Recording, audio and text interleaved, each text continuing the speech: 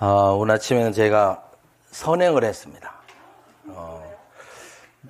노인분 길을 가르쳐 드렸어요. 아니, 이렇게 박수 칠 일은 아닌데,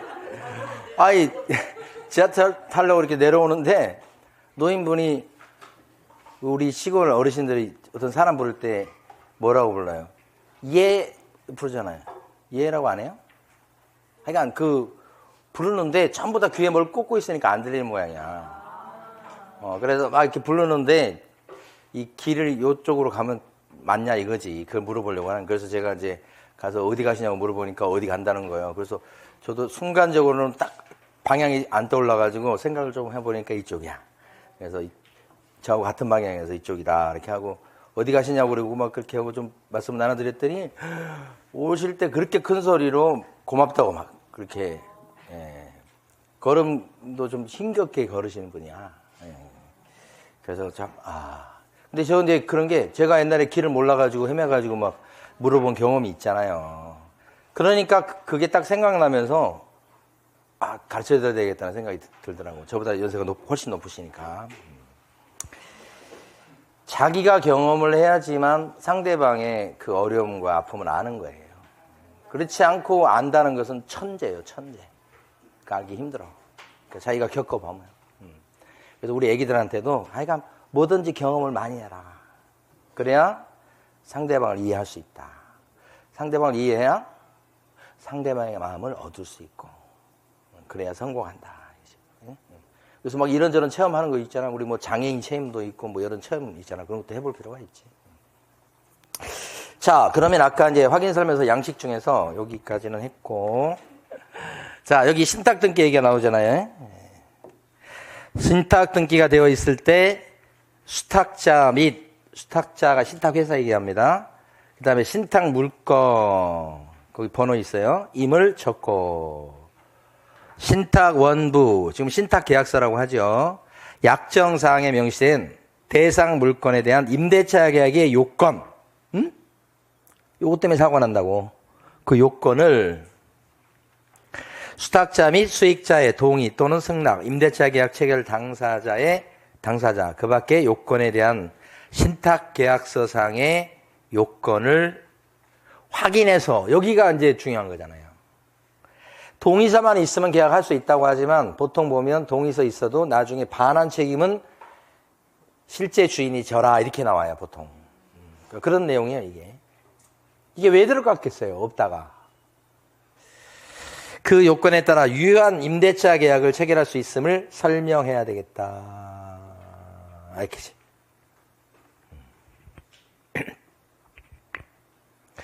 자, 그 다음에 여기 보면 우리 시험에 나왔던 게 여기에 나왔었죠.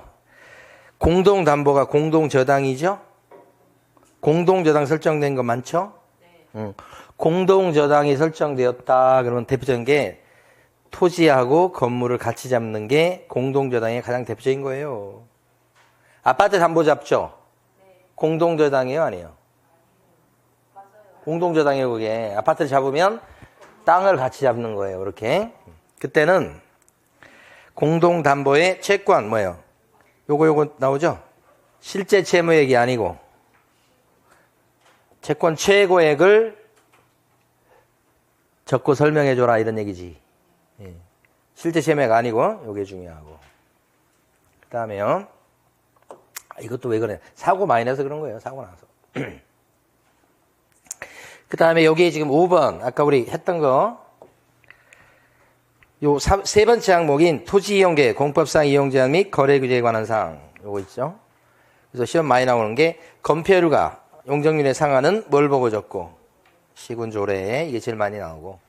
그 다음에 도시군 계획시설, 지구단위 계획구역, 그 밖에 도시군 관리 계획, 계획자 들어가는 것은 개공이 확인해 갖고 적어주고, 그 밖에 일반적인 이용제한이나 거래 규제에 관련된 항목은 뭘로 조사하고, 토지 이용 계획 확인서로 조사하고, 공부에서 확인할 수 없는 것은 이게 토지 이용 계획 확인서 얘기합니다.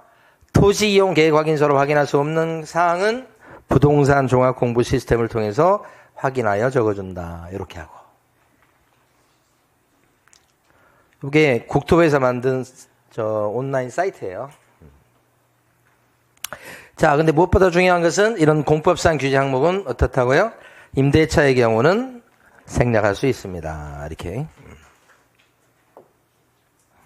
그 다음에 임대차 확인사항이 이제 쭉 나오죠. 적어주는 항목에 대해서 쭉 나오니까 한번 보시고. 지금 단계에서는 요 정도 넘어갑니다. 관리비. 이거 중요해. 특히 첫 줄. 관리비는 직전 1년간의 월 평균 관리비 등을 기초로 총 금액을 적어준다. 근데 시험 출제권은 이거예요. 1년. 평균 관리비를 적어주는 거예요. 그럼 평균 내고 앉아 있겠어요? 대충 적어줘요. 20만 원 나왔다가 뭐 30만 원 나왔다 뭐 왔다 갔다 해. 그러면 어떻게 해? 한 25만 원 적어주든지 그냥 뭐 30만 원 적어주든지 20만 원 적어주든지 그것 갖고 뭐라고 할 수는 없어. 그냥 진짜 계산기 두드릴 건 아니고. 자, 그리고 적어줄 것 중에 보면 관리비에 포함되는 비목을 체크해 줘야 돼. 아까 봤었죠? 들어가는 거 안 들어가는 거. 그 다음에 부가 방식이 있었죠? 체크 표시한다는 거지.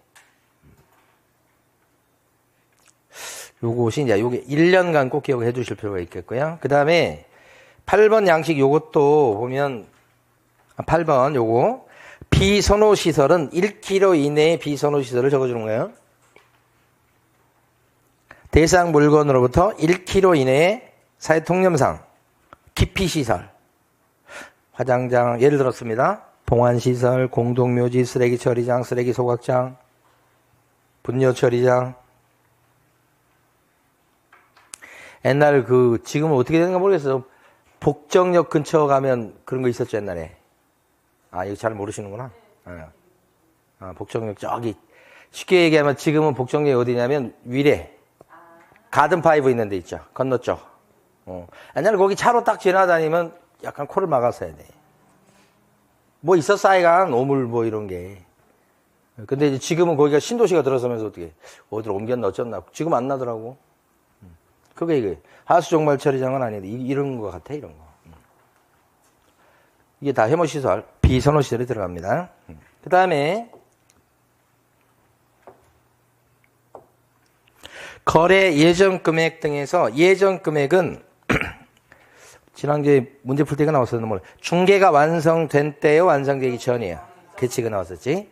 예정 금액을 적어주고 개별 공시가나 건물의 공시가격도 중개가 완성된 때요, 완성되기 전이에요. 계약서 쓰기 전에 공시가 얼마입니다 얘기해 준 걸 적어준다 이 말이에요. 근데 이때도 뒤에 게 이제 중요하죠. 시험 여러 번 나왔던 거. 임대차의 경우에는 공시지가나 공시가격을 생략할 수 있습니다. 그런데 예정 금액은 생략할 수가 없어요. 임대차라도. 아까 했었죠? 10번. 취득시 부담할 조세의 종류와 세율은 중개 완성되기 전에. 완성된 때 그러시면 안 됩니다. 지방세법의 내용을 확인해서 적습니다. 그런데 이때 임대차라면 적어줄 게 하나도 없어서 제외됩니다. 이것도 몇 번 나왔죠? 자, 그 다음에요. 밑에 10번 항목입니다. 사실 11번 돼 있지만 항목으로는 10번 보시면 실제 관리관계 등기부에 안 나오는 거. 아이고. 등기부 안 나오는 거. 그 다음에 공시되지 않는 물건의 권리에 관한 사항. 요거 뭐요? 물건은 비싼 거. 자, 틀리게는 안 나오겠지만 요것은 적어줄 때 매도 또는 임대 의뢰인이 가르쳐 준 것을 적습니다. 매도 또는 임대 의뢰인이 고지한 내용을 개공이 들어갔고 적어준다는 내용이에요. 그럼 왜 고지해서 알려줍니까? 매도인이 임대인이 요구해서 물어봤기 때문에 고지하는 거예요. 혹시 임차인이 몇 명 있으세요? 그거 물어본다고. 보증금 얼마에 들어있죠? 계약기간 언제까지예요? 그걸 물어보니까 뭐예요? 답을 해준 거죠? 그걸 적어준다 이 말이에요. 그러니까 이 고지는 뭐하고 같은 뜻? 유효고지. 그래서 법정기상권, 유치권, 아까 여러분이 하신 거, 요게 임차권. 여기서부터 이제 비싼 거예요. 조각물, 정원수, 계약 전 소유권 변동 여부. 그죠? 지금 이제 전세 계약을 하는데, 아까 그 관련돼서 꽤 있어요. 왜냐면, 집을 사는 사람이 사고서 자기가 입주하지 않고 세를 놔달라고 해. 집을 사고서. 그러면 그 세를 놔가지고 계약을 하는 전세 입주자는 옛날 주인이 있고 지금 새 주인이 있는 요 찰나에 있는 거잖아요. 그러면 기본적으로 누구랑 계약을 해야 돼요? 방법은 두 가지가 다 있는 거예요. 옛날 주인하고 하는 방법이 있고, 전세 계약을 새 주인하고 하는 방법이 있다, 이렇게 하는 거지. 근데 이제 장단점은 다 있어, 이게. 근데 옛날 주인이 막 싫어하는 경우가 있어. 나는 집 팔았는데, 뭐 내가 또 무슨 전세 계약을 체결하고 나중에 나한테 돌려달라면 어떡하냐, 이렇게 해서 싫어하는 사람이 많다고. 그래서 대부분은 이제 새 주인하고 이렇게. 새 주인하고. 그러면 이제 전세 대출 같은 거 이제 받기가 힘들어져. 아니, 거기 전세 대출 받으려면 여기 소유자가 돼야지, 소유자가. 근데 아직 소유권이 안 넘어왔잖아. 그러니까 이제 그 과정에서 그게 조금 어렵더라고. 그러니까 장단점은 다 있어. 계약 전 소유권 변동 여부 가르쳐 줘야 돼. 그죠? 아직 등기 안 났기 때문에 매수인 앞으로 그런 거. 도로 조명 허가 여부 및 권리 의무 승계 대상 여부. 도로 조명료가요, 여러분 생각보다 훨씬 많이 나와. 그래서 도로 조명, 이게 어떤 그 배타적 권리라기보다는 일정 기간만 인정을 해주는 거예요. 뭐 5년이면 5년 이런 식으로. 근데 사용료 내야 되거든. 그거 끝나면 어떻게 돼요, 이제? 다시 또 받아야 돼. 근데 허가를 안 내준다고 그래. 도로 조명 허가를 안 내준다고 해서 뭐라고 할 수가 없는 거예요. 그러다 보니까 이제 도로 조명 허가가 반드시 필요한데 그런 것을 좀 살펴줄 필요가 있다. 이게 등기부에 나오냐 이 말이야. 안 나와. 그래서 도로 조명 허가 여부, 불법으로 조명하고 있는지. 불법으로 조명하고 있으면 이제 변상금 물고 막 그래야 되거든. 그 다음에 그게 승계가 돼서 계속 쓸 수 있는 건지 이런 거 확인해 줘야 돼. 그 허가 관청한테 이제 확인을 해야 돼요. 그런 얘기 나오는 거예요. 자, 그 다음에 여기 이제 임대차가 여기 대표적인 거죠. 여기 실제 권리 관계 대표적인 임대차. 그때 보면 보증금 얼마인지 많이 물어본다고 그랬죠. 우리 전화하면 무조건 물어봐요, 주인한테. 세입자 얼마에 들어있냐, 계약기간 언제가 만기냐, 다 물어본다고. 응? 그런 게 이거야. 장기수선 충당금, 이건 뭐 조금 큰 부분은 아니어서. 저 갖고 싸운 사람은 물론 있지만. 이런 거 적어줍니다. 자, 12번째 갑니다.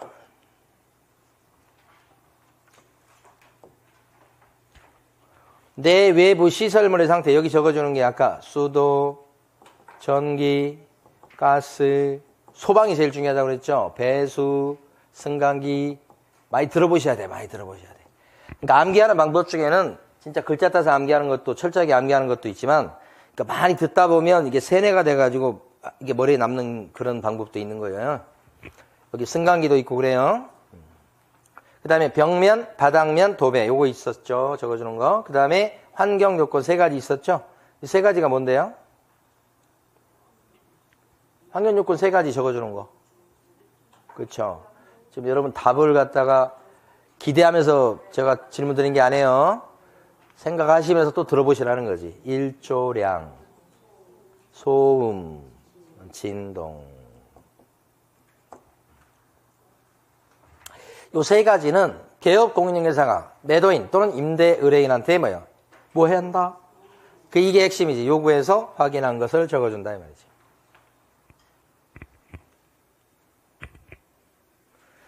그 다음에 이제 11번 항목 중에 아까 수도, 전기, 가스 중에 제일 끄트머리에 뭐가 있냐면 그 밖의 시설물이라는 게 있어요. 요 항목에서 제일 끄트머리 그때는 홈 오토메이션 이렇게 돼 있잖아요. 가정 자동화 시설의 설치 여부. 밖에 있으면서도 막 보일러 켜고 들어가고 막 그러죠. 뭐 세탁기도 돌리나? 진짜 좋은 세상에 사네. 저희 아파트는 너무 오래돼가지고 그런 건 꿈도 못 꾸고 듣기만 했지. 듣기만 했어. 자, 요거. 그 다음에 13번 갑니다. 13번 보시면 중개보수 및 실비는 요 기본도 아닌 것이 세부도 아닌 것이 요거라고 그랬죠. 자, 손님이랑 협의해서 결정한 금액을 적는데 중개보수는 요거 시험에 나왔지. 무엇을 기준으로 보수를 계산합니까? 거래 금액입니까? 실제 거래 금액입니까? 거래 예정 금액이지. 거래 금액이라고 해도 틀리고 실제 거래 금액이라고 해도 틀리고. 뭐면 맞아? 예정 금액이라고 하셔야 되는 거예요. 그 다음에 산출 내역을 적어줄 때는 무엇에다가 곱하기 요율이다. 똑같이 거래 예정 금액에다가 곱하기 요율이다. 이것도 그렇고요.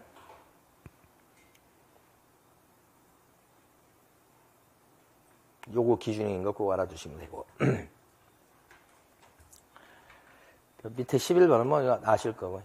끝났습니다. 이렇게 해서 이제 여기까지 봤고요. 자, 그러면 이제 이것은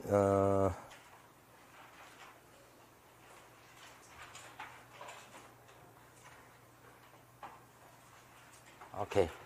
자, 여러분 교재는 161페이지입니다. 가보도록 하겠습니다. 계약서.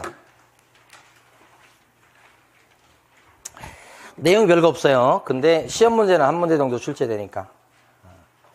여기 마침표죠. 어떻게 보면 중개활동의 마침표라고 볼 수 있는 게 계약서. 계약서는 누가 써줍니까요? 써줄 사람은 부동산 사장님이 써줄 의무가 있죠. 여기 개업 공인중개사가 계약서를 써줘야 되겠다. 당연한 얘기. 그러면 소속 공인중개사는 써줄 의무가 있다 없다? 의무는 없다. 근데 써줄 수 있어. 근데 중개보조는 계약서를 써줄 의무가 역시 똑같이 없는데 써줄 수도 없어. 차이점이죠. 이거 우리 공부 안 해도 아는 내용이에요.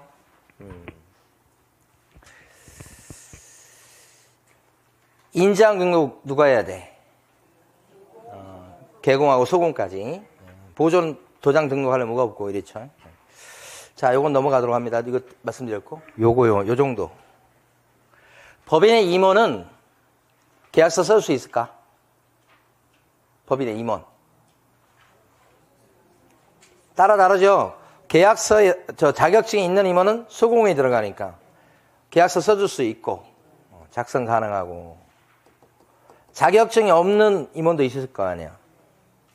법적으로는 뭐예요? 보조원이죠? 중개보조원. 계약서 써줄 수가 없다. 응? 이렇게 하는 거지. 자, 그 얘기를 지금 가로 1번, 161페이지, 가로 1번에 동그라미 1번, 뭐, 밑줄 안 그으셔도 돼요. 제목만 보시면, 개공이 작성 의무자다, 이렇게 나온 거예요. 그럼 동그라미 2번, 아래쪽으로 내면 동그라미 2번. 소공은 작성 의무는 없지만 작성해 줄 수가 있다. 보조원은 의무도 없고, 작성해 줄 수도 없다. 이 말이고. 자, 그 다음에 하나만 해봐요.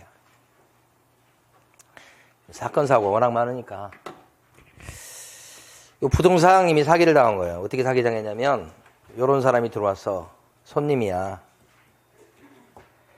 그 사장님이 한 달 동안 굶었어. 응? 한 건도 못 했다고. 그런데 이제 퇴근 시간 무렵에 어떤 사람 2명이 들어온 거예요. 한 명 그려놨지만 2명이 들어온 거예요. 2명이 들어와가지고, 우리가 전세 계약을 할 건데, 전세 계약서를 써본 경험이 없어서 못 쓰겠다.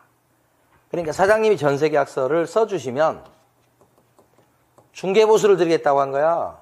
한 건도 못하고 이렇게 굶은 상황에서. 이런 얘기를 들으니까 정신이 나가버리죠. 너무 좋죠. 그래서 전세 계약서를 싹 쓰고 이 사람들이 부른 대로 거기다가 부동산 중개업소 사장님 도장을 꽉 찍어서 준 거야.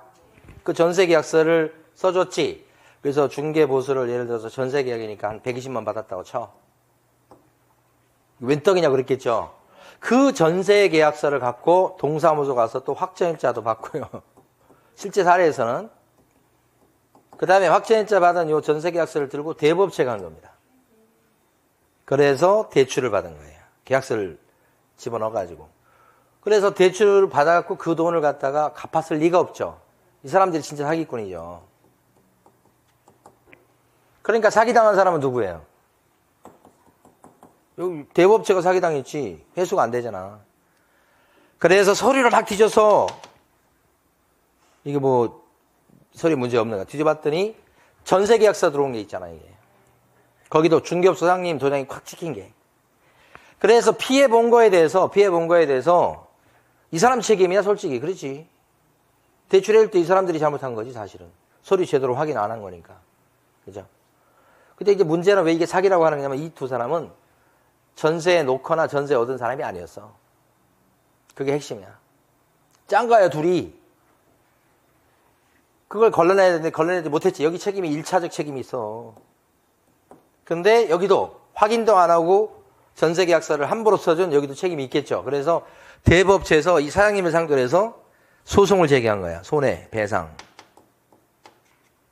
그랬을 때 판사가 왜 너는 계약서 써줄 때 두 사람이 전세에 놓는 주인이고 세입자인지를 확인도 안 하고 그냥 써줬냐. 너 잘못도 일부 있다고 보는 거예요. 그래서 손해배상 해주라고 난 거예요. 전부는 아니고 일부예요. 3천만 원 물어주라 이렇게 판결난 거지. 억울할 수 있겠죠. 그때 판사가 하는 얘기가 뭐냐면 너는 계약서 써줄 때 너가 중개도 안 했는데 그걸 그냥 주인이고 세입자인지 확인도 않고 써준 거 그런 법이 어딨냐 이렇게 본 거야. 너가 책임져 이렇게 된 거지. 너가 중개 완성시켰을 때만 너가 이거 계약서 써주는 거야 이렇게 얘기하는 거예요. 그래서 여러분 교재 중에 보면 판례가 중간에 2개 나와 있죠. 첫 번째 판례 보시면 같은 판례입니다. 사실은 161페이지에요. 중간에 박스죠. 위에 박스에 2줄 중요합니다. 개업 공인인사는 중개가 완성된 때만 계약서 등을 작성 교부해야 되고 자기가 중개를 해준 게 아닌데도 불구하고 함부로 계약서를 갖다가 작성 교부해서는 안 된다 이 말이지. 같은 사건인데 밑에는 이제 조금 다른 내용을 쓰고 있어요.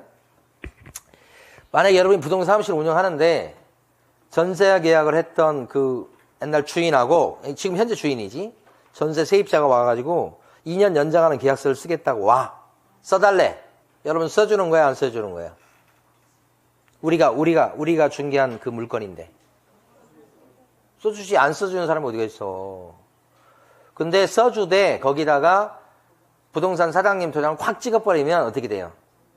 잘못되면 책임진다는 뜻이 되고 그죠? 그 도장이 들어간 도장값으로 사실은 중개보수를 받는다 이 말이야. 그러니까 그때는 5만 원 10만 원 정도 받을 거잖아요.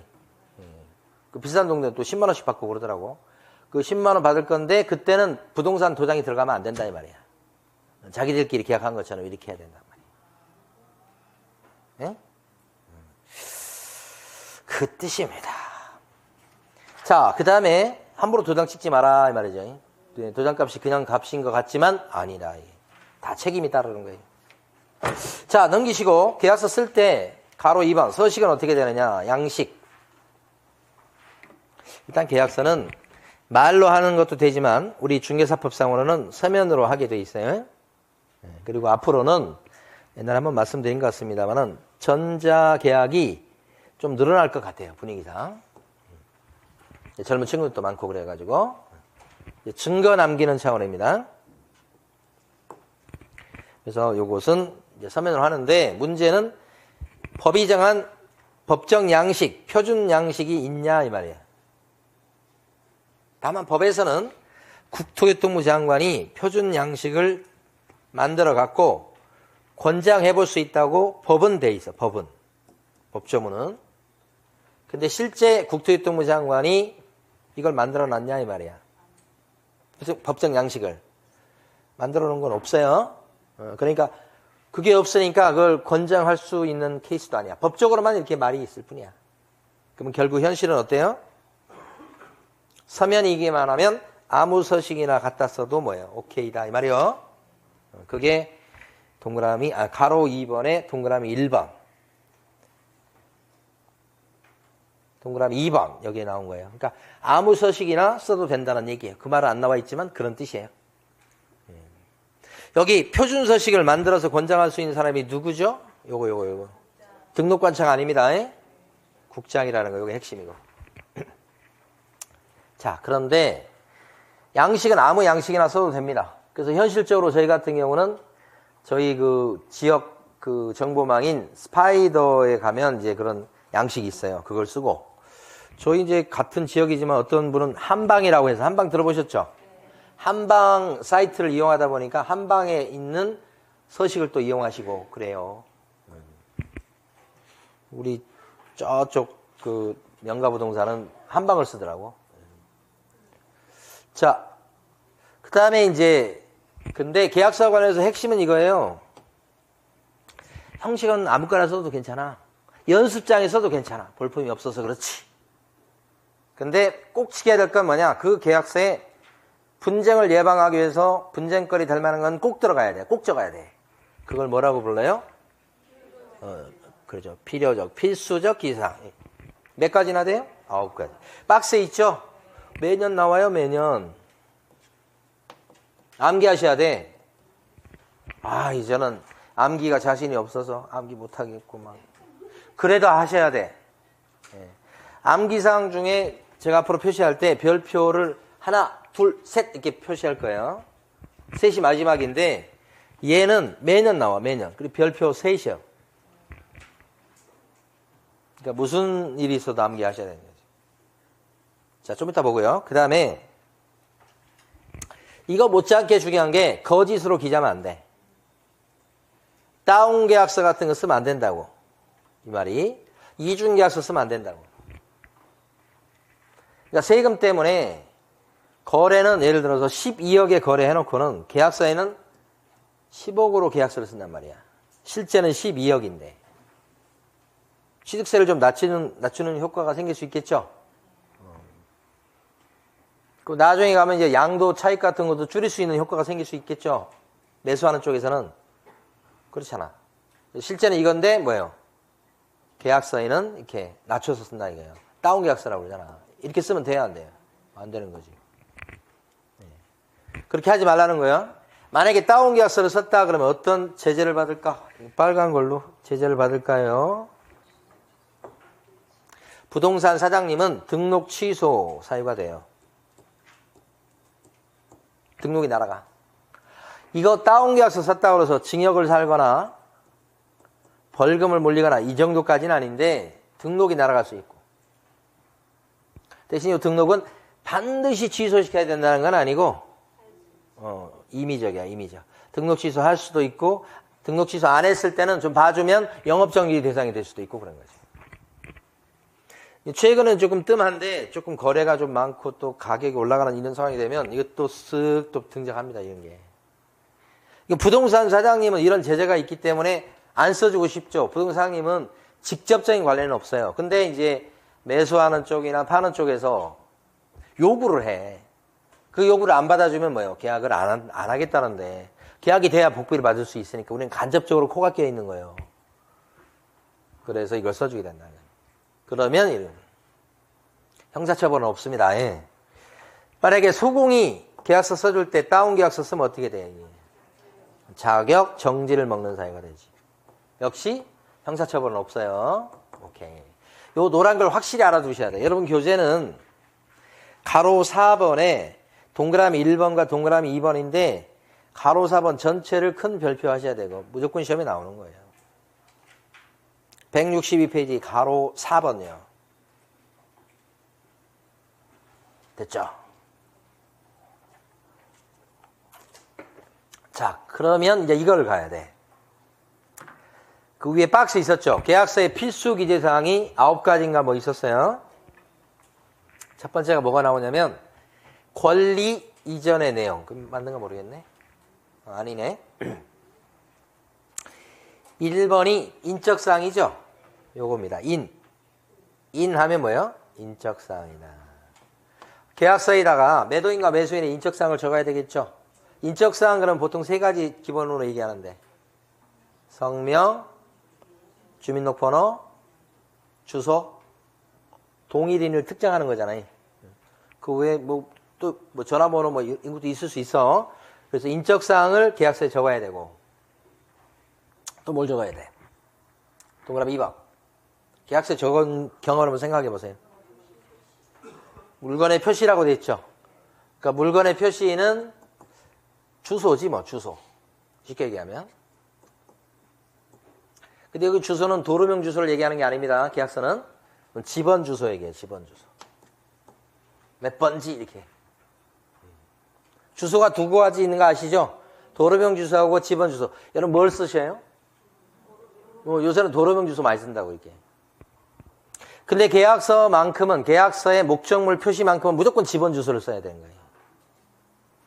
여기만 남아있다고 생각하시면 돼. 물건의 표시요. 그 다음에 세 번째가 뭐예요? 계약일이죠. 계약서 쓴 날. 그쵸?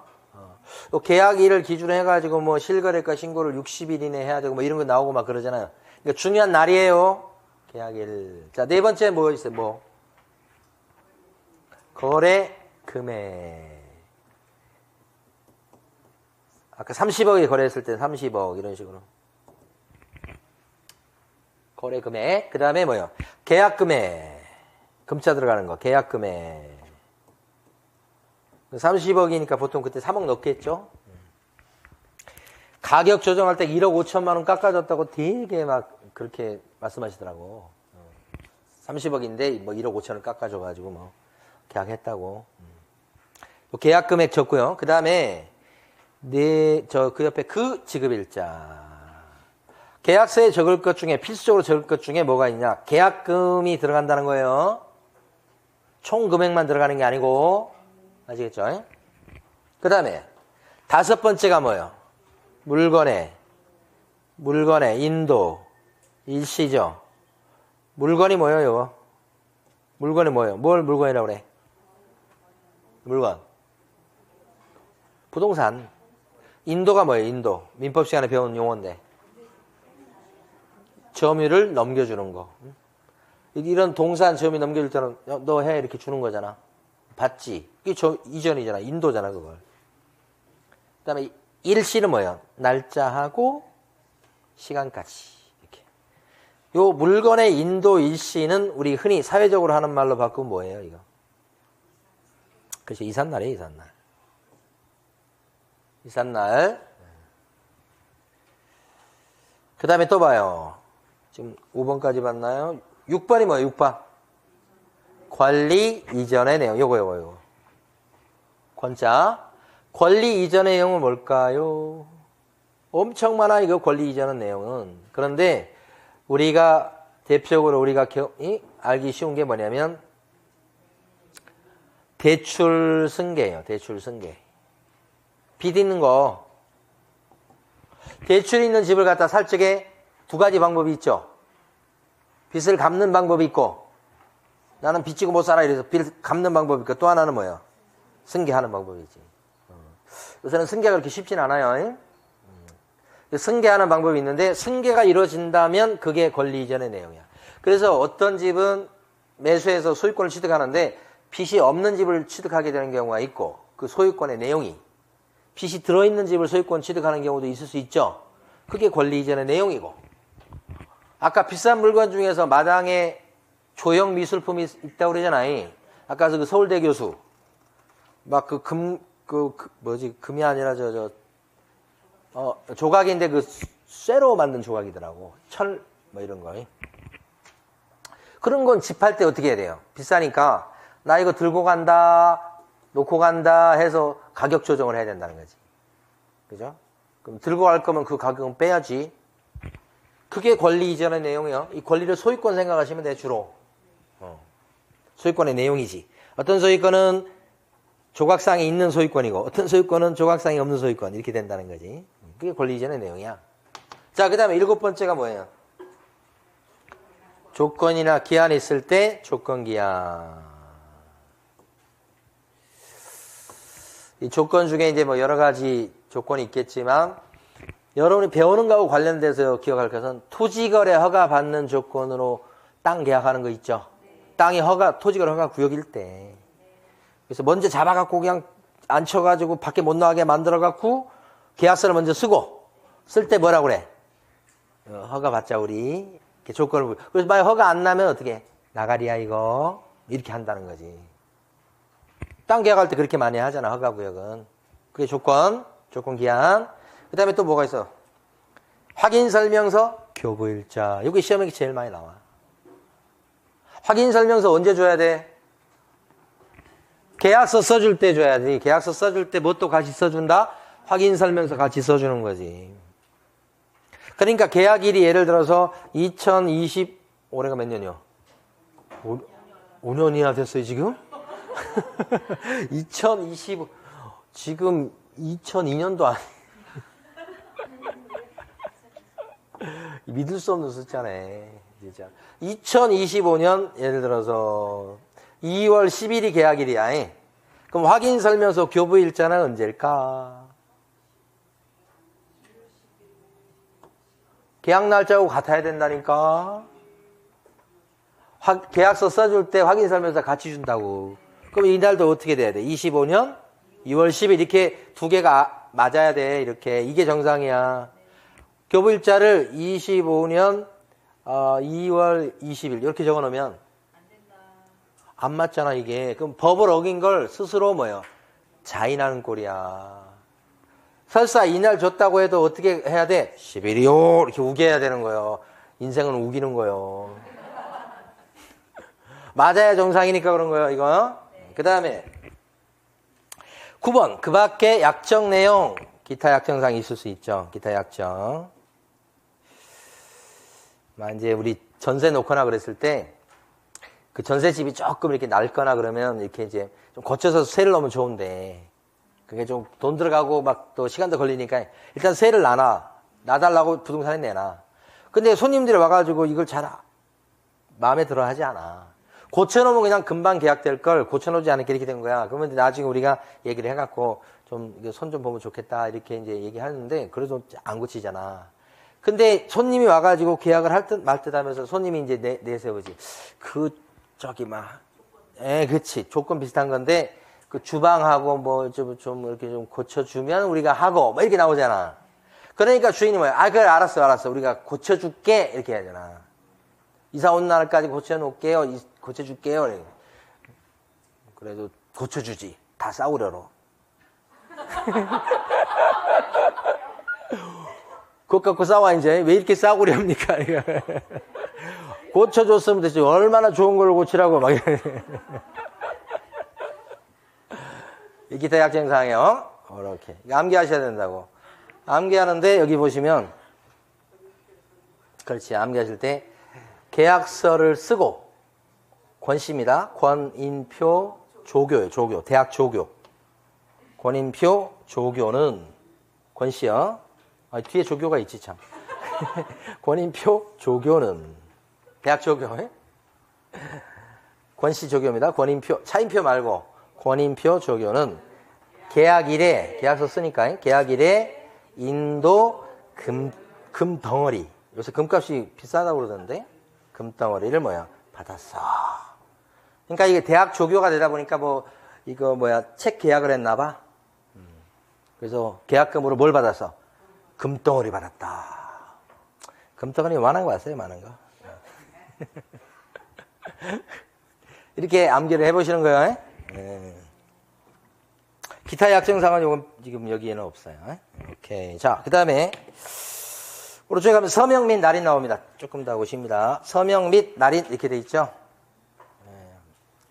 이거 확인 설명서에 서명 및 날인하고 똑같거든요. 오른쪽 페이지 거. 그러면 생각해 보세요. 계약서에도 서명 및 날인을 누가 하셔야 되고, 사장이 해야지, 사장이. 법인일 때는 누가 해야 되고, 대표자. 분사무소일 때는 누가 해야 되고, 책임자가 해야 되고, 요 법인은 주된 사무소 가리키는 거예요. 누가 해야 되고, 대표자가 해야 되고, 이렇게 된단 말이에요. 자, 그런데 소공이 계약서를 써주고 막 그랬을 때는 누구까지도 서명 및 날인 하셔야 되겠다? 소공. 그래서 이제 함께 해야 돼, 함께. 근데 실무적으로 보면 부동산에서 계약서 쓴다 그러면 소공이 막 이거저거 다 해도 소공 빼고 하는 경우 되게 많아. 근데 그것도 트집 잡히면 이제 정지 먹어요. 그러니까 완벽하게 하려면 어떻게 함께 해야 됩니다. 늘상. 소공이랑 늘상 함께 한다고 생각을 해야 돼. 근데 소공 입장에서 봤을 때 거기다 도장을 찍고 싶을까 안 찍고 싶을까? 안 찍고 싶어요. 그런 것도 좀 작용해. 그런데 우리 실장님은 열심히 찍고 있어. 무슨 뜻인지 몰라. 이거 꼭 찍어야 돼. 그러니까 뭐 아무 의미 잘 모르고 꼭 계속. 나보다 먼저 찍어 어쩔 때.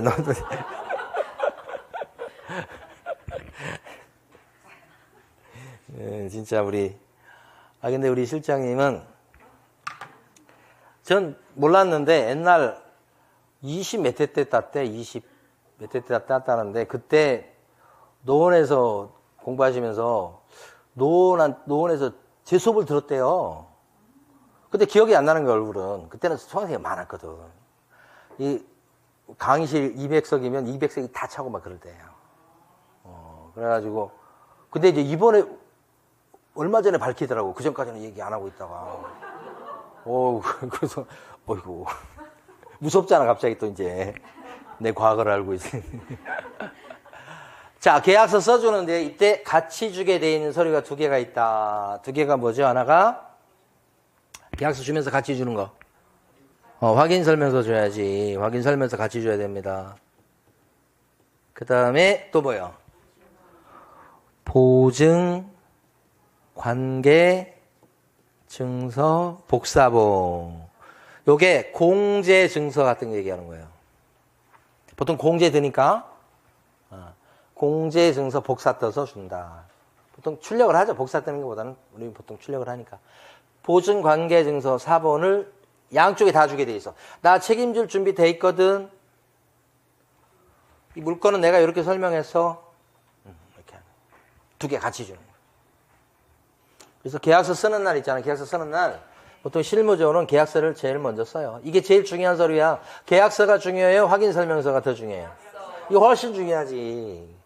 이걸 먼저 이제 하고서 그 다음에 이제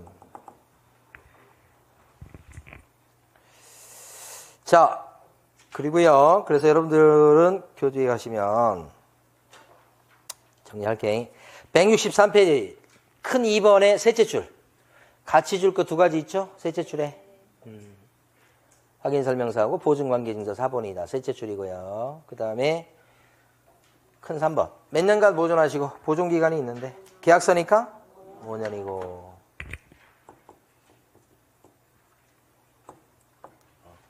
4번 보존해도 괜찮아요. 근데 요새는 4번이 잘 없으니까 거의 원본입니다. 전자문서를 보존해도 돼요.